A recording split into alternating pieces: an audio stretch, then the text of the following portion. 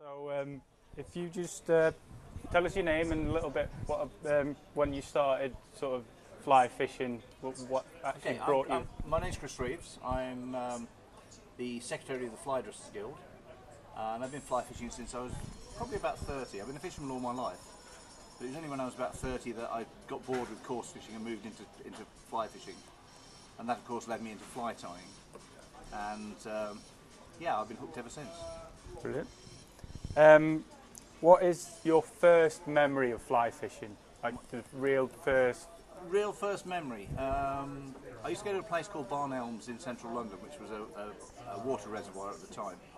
And I went down there with my fly rod that I'd made myself, a fly line and 12 flies, all different.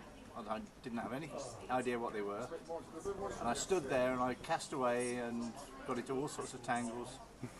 And then I got a fish.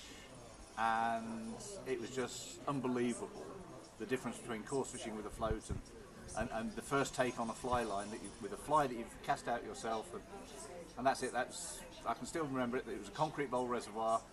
It was windy. It was grey. Nothing pretty about it at all. But just the electrifying moment of the take. Yeah.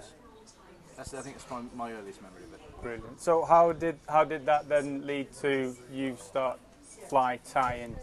This was back in around about 1980, and then flies were about £1 each, about the same price they are now, and I couldn't afford to buy them. So I had this bright idea that tying my own would save me money, and I now have probably £10,000 worth of fly tying materials, 250,000 hooks, 15 vices, several fishing rods, several reels, and it hasn't saved me any. In fact, it's made me poor. Yeah, it's not the economical way to go, is it?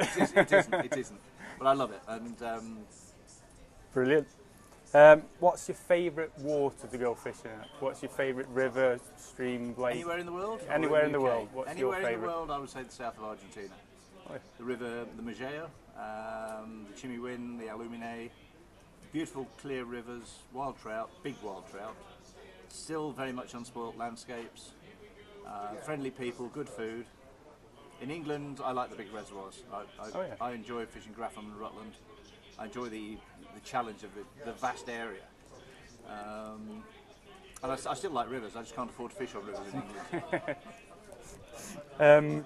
So, what's your favourite sort of setup? Do you use a certain type of rod? Nine times out of 10, I'll be fishing lock style. So I'll be fishing from a drifting boat, 11-foot rod, 24-foot leader, with 3 or 4 flies. Usually 4 these days. Breaking strain of about 6 to 8 pounds for the leader, 7-weight rod. And I like to fish nymphs and wets.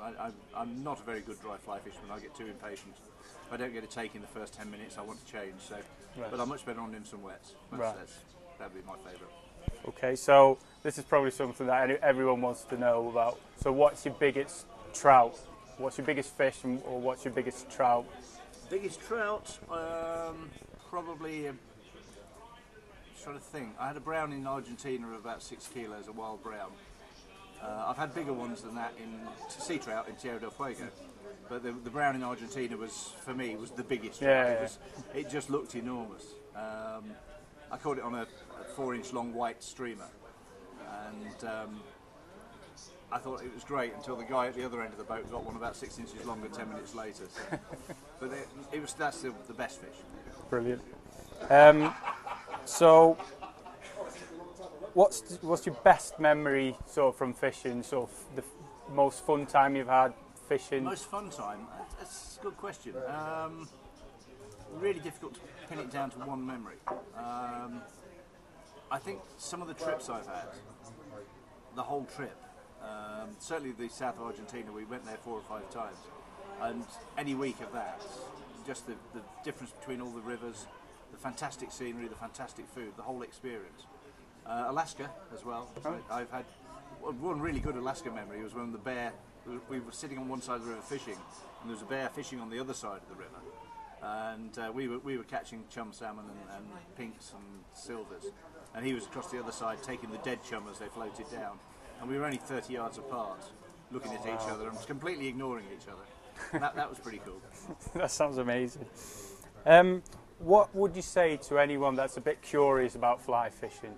sort of to in don't time? be scared of it. You can do it cheaply. You know, I'm obsessive. I have all the good gear and all the expensive rods. But you can do it cheaply. There's rods out on the market now for £30, which are perfectly adequate. You can buy a full setup for less than £100. But the one thing I would say is find somebody who knows how to do it and go with them. You don't have to take lessons, but just have somebody with you who knows what they're doing. And they'll stop you making all the mistakes that I made and getting into all the terrible troubles and the bad habits that I have with my casting. But it's there for everybody. Yeah. It's a cheap way of fishing if you don't want to fish exclusive stocked waters. And of course you don't have to fish for trout. You can fish for any fish there are. Exactly, yeah. And perch and pike and roach, they're great fun on the fly. Yeah, I think that's probably what a lot of people seem to think, that you know, trout is the only way to go when it comes to fly fishing. But I mean, for me, I would say go fishing in the sea. Because the saltwater species, nearly every saltwater species is aggressive and will attack a fly thinking it's food or thinking it's an enemy or a threat. Whereas in freshwater, fish are a lot more selective. So in the sea, fish tend to be a lot more active, a lot more hungry. So you catch more fish. They're not necessarily bigger fish, but you catch more. And that's a good way to start, is catching a lot of fish. yeah, that's it. Yeah. Okay, thank you very much. Pleasure. Yeah, thanks. Appreciate that.